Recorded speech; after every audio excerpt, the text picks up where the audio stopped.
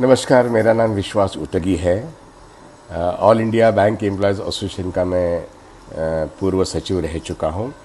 अब महाराष्ट्र की जितनी सारी मजदूर संगठन है, जिनकी कामगार संगठन संयुक्त कृति समिति है, उसका मैं को कन्वेनर हूँ, सह निमंत्रक हूँ। आज ये वीडियो इसलिए बनाया जा रहा है कि कोरोना के वक्त जो बैंक लोन के मोरेटोरियम डिक्लेयर किया गया प्राइम मिनिस्टर की तरफ से 24 मार्च को लॉकडाउन अनाउंस करते करते, उसके बाद 27 मार्च को रिजर्व बैंक ऑफ इंडिया के गवर्नर और मिनिस्टर ऑफ फाइनेंस स्वयं निर्मला सीतारमन, इन्होंने ये अनाउंस किया कि हम कोरोना के तहत कठिनाइयाँ लोगों को आ सकती है, इसलिए जिन्होंने लोन्स लिए हैं 1 मार्च से लेके उनको 3 महीने तक हम एक मोरेटोरियम डिक्लेयर करते हैं। मतलब 3 महीने वो अगर अपनी ईएमआई नहीं देते हैं तो 3 महीने के बाद उनको देना है। अब ये जो कंसेशन है, आज हम लोग अक्टूबर के एंड में हैं। बिहार में इलेक्शन शुरू है। बिहार में इलेक्शन 22 तारीख को मैडम निर्मला सीतारमन ने कहा कि हम वैक्सीन मुफ्त में देंगे। अब मुफ्त में तो देना ही चाहिए ना, क्योंकि World Health Organization vaccine available कराएगी वो शायद जून 2021 तक। उसके पहले आता तो अच्छी बात है, लेकिन आज की जो खबर है, अभी तक की जो खबर है कि वो तो और 6 महीने 7 महीने तक ज़रूर लगेंगे। अब बिहार इलेक्शन है। बिहार इलेक्शन में अगर एक पॉलिटिकल पार्टी अपने मैनिफेस्टो में कहती है कि हम आपको मुफ्त दिलवा देंगे जनता के लिए, तो क्या यह फ्रॉड नहीं है? मुफ्त तो सबको देना ही पड़ेगा, सिर्फ बिहार में नहीं, पूरे भारतवर्ष में, क्योंकि इसके पहले 70 साल में जितने भी वैक्सीन आए वो मुफ्त ही थे, देने ही पड़ते हैं।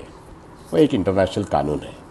अब सवाल ये है कि एक पॉलिटिकल पार्टी कोरोना वैक्सीन पर ये पॉलिटिक्स करती है जहाँ पे उनको वोट बटोरने हैं। उसी प्रकार 23 तारीख को मिनिस्ट्री ऑफ फाइनेंस के डिपार्टमेंट ऑफ फाइनेंशियल सर्विसेज ने एक सर्कुलर निकाला, और जिसका मैंने जिक्र किया। 24 मार्च को प्राइम मिनिस्टर ने डिक्लेयर किया कि लॉकआउट होगा, कोरोना के तहत लड़ाई है। अब इस लड़ाई में रिजर्व बैंक ऑफ इंडिया मदद करना चाहती है। जिन्होंने लोन लिया है उनको 3 महीने का उन्होंने कंसेशन डिक्लेयर किया है। तो ये जो मोरेटोरियम है वो 3 महीने का 6 महीने हो गया, इसलिए अभी अगस्त 31 को 6 महीने पूरे होते हैं।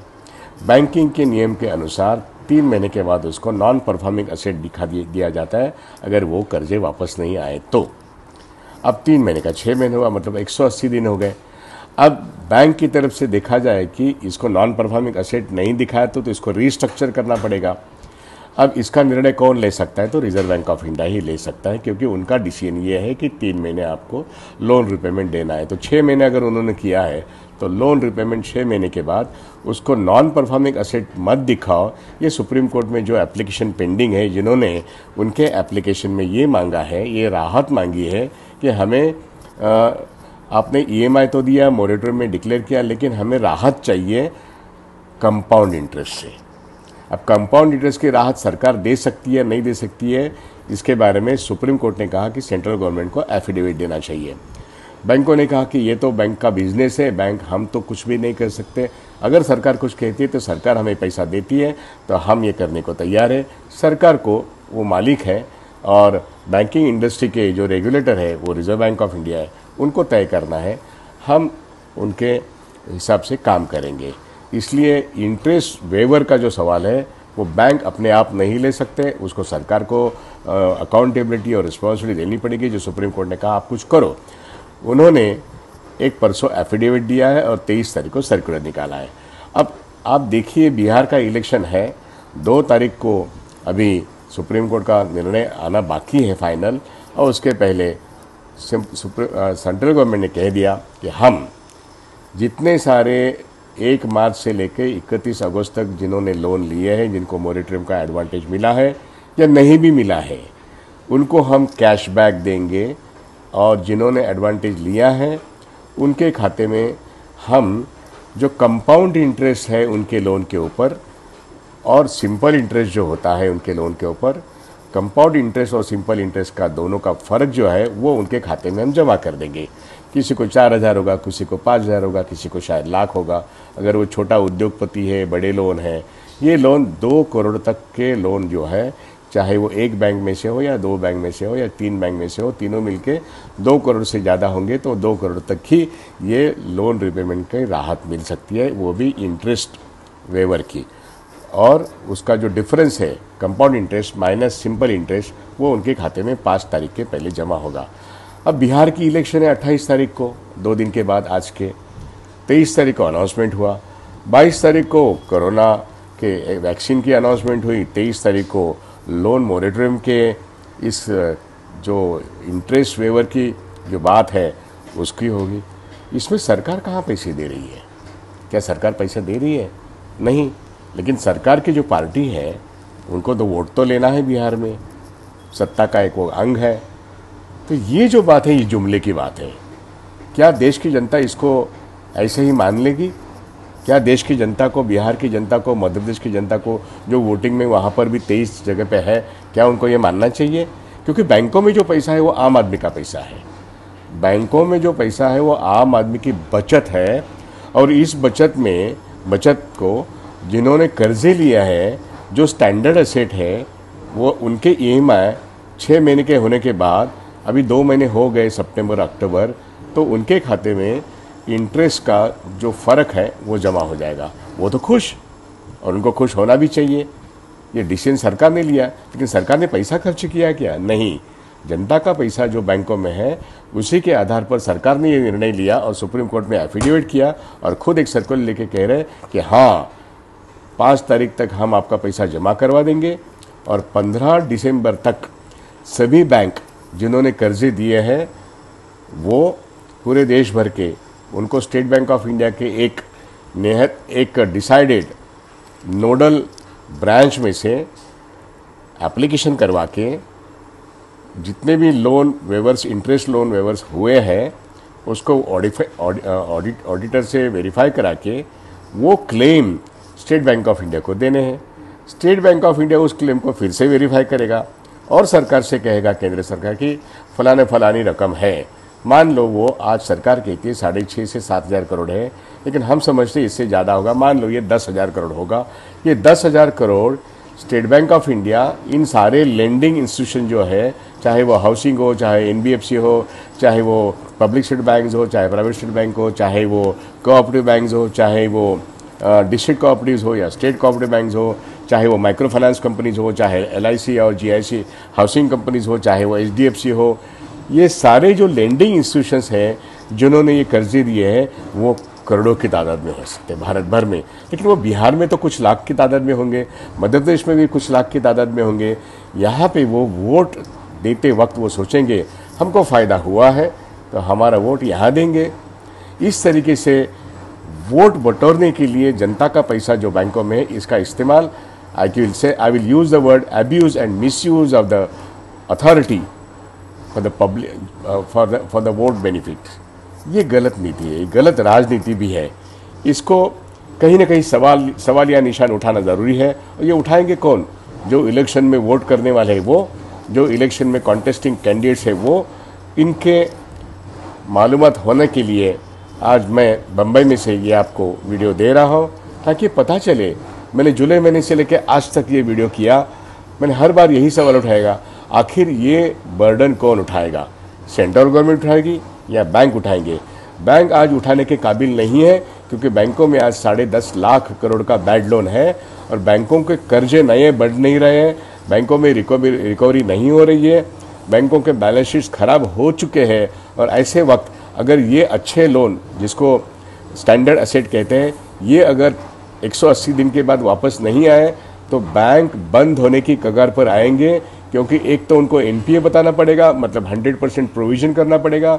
अगर NPA नहीं बताते हैं, RBI कह सकती है आप NPA मत बताओ, रीस्ट्रक्चर का अकाउंट को, तो अकाउंट रीस्ट्रक्चर भी होते हैं तो 30% प्रोविज़न करना पड़ता है। आज ये इंटरेस्ट का वेवर जो हो रहा है उसका एक तो नुकसान है बैंकों को। उसके बाद अकाउंट रीस्ट्रक्चर तो होगा, उसकी 30% प्रोविज़न करनी पड़ेगी, कहाँ से लाएंगे बैंक प्रोविजन? अब इसको क्लेम करना है स्टेट बैंक ऑफ इंडिया से। स्टेट बैंक ऑफ इंडिया कहाँ से लाएगा पैसा? सेंट्रल गवर्नमेंट करे हम देंगे ना रिइंबर्समेंट, लेकिन वो कब? शायद 1 फरवरी 2021 का बजट निर्मला सीतारमण जी का आएगा, उसमें से वो 10 करोड़ का प्रोविजन हो सकता है। मैं ये इसलिए कह रहा हूँ कि जो सेंट्रल गवर्नमेंट जीएसटी का 3 लाख करोड़ रुपया, जीएसटी का 3 लाख करोड़ रुपया स्टेट्स को नहीं दे रही है। मैं महाराष्ट्र से आता हूं तो मैं कह सकता हूं कि 38,000 करोड़ रुपया महाराष्ट्र का जीएसटी का यह है, ड्यूज है, वो अगर नहीं दे सकती है, आज की तारीख में बॉर्डर पे करीब करीब 100 करोड़ रुपए का खर्चा हो रहा है मिलिट्री के ऊपर, वो ज़रूरी है। सियाचिन में जो लोग हैं उनको रोज़ 6 करोड़ का खर्चा हो रहा है, वो ज़रूरी है। इसके लिए सेंट्रल गवर्नमेंट के पास पैसा नहीं है, ऐसा वो बोल रही है। और वो होते हुए भी आज इलेक्शन के वक्त ये जो इंटरेस्ट वेवर का सवाल है, ये तो बैंकों के लिए एक नुकसान वाली बात है। और आखिर सेंट्रल गवर्नमेंट कहती कि हम पैसा देंगे, तो सेंट्रल गवर्नमेंट के पास पैसा कहाँ है? आखिर नया बजट आएगा और एक कोई वादे होंगे, उसमें से स्टेट बैंक ऑफ इंडिया को कहा जाएगा कि आपने येस बैंक को बचाया है, 13,000 करोड़ रुपए शेयर कैपिटल आपने सब्सिडाइज किया है। एलआईसी ने आईडीबीआई को पिछले साल में इसी तरीके से बेल आउट किया था। आप येस बैंक को बेल आउट कर सकते हो, आईडीबीआई बैंक को एलआईसी के माध्यम से बेल आउट कर सकते हो। तो ये जो इंटरेस्ट वेवर का 10,000 करोड़ तक आ सकता है, जो स्टेट बैंक ऑफ इंडिया से सारे बैंकों को शायद रीएम्बर्स में हो या ना हो, कहीं ना कहीं प्रोविजन तो करना ही पड़ेगा। बैलेंस शीट में इसमें खतरा तो पैदा होगा ही होगा। तो बैंकों के बैलेंस शीट में खतरा पैदा करके क्या बैंकों को बेचना आसान बनाना है सरकार को? क्या ये भी एक साजिश, जो सरकार बोल रही कि हम बैंकों को अभी बेच देंगे क्योंकि हमको कुल मिला के जो टैक्स कलेक्शन है वो कम हो गया है, कुल मिला के हमारे वित्तीय जिसको कहते हैं फिस्कल डेफिसिट वो कम है। तो फिस्कल डेफिसिट कवर करने के लिए कुल मिला के टैक्स कलेक्शन कम हुआ है, इसलिए कुछ बैंकों को बेच देना ये गवर्नमेंट ऑफ इंडिया ने ऑलरेडी डिक्लेयर किया है। तो क्या बैंकों को एक बुरी अवस्था में लेके जाके सस्ते में बेचने का प्लान सरकार कर रही है, और साथ साथ बैंकों में जमा हुआ पैसा लोगों का, उसका इस्तेमाल इंटरेस्ट वेवर करके वोट भी बटोरना है? ये राजनीति क्या कहती है? ये कौन सी राजनीति है? पब्लिक सेक्टर को बचाने के लिए, पब्लिक सेक्टर बैंकों को बचाने के लिए, पब्लिक सेक्टर इंश्योरेंस बचाने के लिए, क्योंकि उसमें जनता का पैसा है। उस जनता के पैसे से देश को एक बहुत बड़ा इंफ्रास्ट्रक्चर पिछले 70 साल में खड़ा हुआ है। आज कोरोना का नाम लेते हुए वोट भी बटोरना है और इन बैंकों को बेचना भी है। ये कौन सी राजनीति है? इसके ऊपर एक सवालिया निशान सबको खड़ा करना है, चाहे आप रूलिंग पार्टी में हो या चाहे अपोजिशन पार्टी में हो। आपको इस देश की जो बैंकिंग व्यवस्था है, अगर आप इसको नहीं बचाओगे तो इस देश की जनता की बचत जिस तरीके से लूटी जा रही है, जो कारपोरेट लोन वेवर हो चुके हैं पिछले 3 साल में, 5 साल में, अब आप देखिए बैंक टूटने के और बेचने के कगार पर है। क्या इसको बचाने की जिम्मेदारी सरकार तो नहीं उठाएगी, लोगों को ही उठाना पड़ेगा। इसलिए आपके पैसे की क्या हालत हो रही है, ये बताने के लिए ये वीडियो बनाया जा रहा है। और दूसरी बात, बिहार के इलेक्शन के वक्त सत्ता में बैठी पार्टियां किस तरीके से अपने वोट बैंक को संभालने के लिए, वो जिन्होंने लोन लिए हैं, बिहार में मान लो 25 लाख लोगों ने लोन लिए, उनके लिए तो उनके खाते में 5 नवंबर के पहले पैसा जमा होगा तो वोट बटोरना आसान बनता है। मध्य प्रदेश में भी इलेक्शन है, करीब करीब 23 जगह पे है। इसलिए पॉलिटिकल पार्टीज, उनके कैंडिडेट, वो और वोटर्स, सब लोगों को आज की इस बैंकिंग अवस्था और देश की राजनीति किस ढंग से, किस मोड़ पे चल रही है, ये मालूम होना ज़रूरी है। इसलिए ये वीडियो बनाया। आज ये वीडियो आपको ठीक लगे तो इसका प्रसारण कीजिए। ये करोड़ों लोगों तक जाना बहुत ज़रूरी है, क्योंकि आगे आने वाले दिन बैंक बेचे जाएंगे, तेल कंपनियां बेची जाएंगी, इंश्योरेंस कंपनियां बेची जाएगी, पब्लिक सेक्टर बेचा जाएगा, और सरकार जिस ढंग से डिसइन्वेस्टमेंट नहीं, सिर्फ निजीकरण नहीं, it is the sell out of the entire public sector. And जो इंस्टीट्यूशन खड़े हैं 70 साल में, वो सरकार की अमानत नहीं है, वो देश की अमानत है। और देश की अमानत को ताक में रख के बेच के अगर वोट बटोरने की राजनीति चलेगी तो देश नहीं चलेगा। इसलिए वोट देने वाले लोगों को वोट भी उनका है और नोट भी उनका है। इसलिए ये वीडियो जिनका नोट है उनके लिए भी बनाया है, जिनका वोट है उनके लिए भी बनाया है। सावधान रहिए, बैंक आपकी है, देश आपका है, पैसा भी आपका है, लेकिन राजनीति सही नहीं है। सावधान।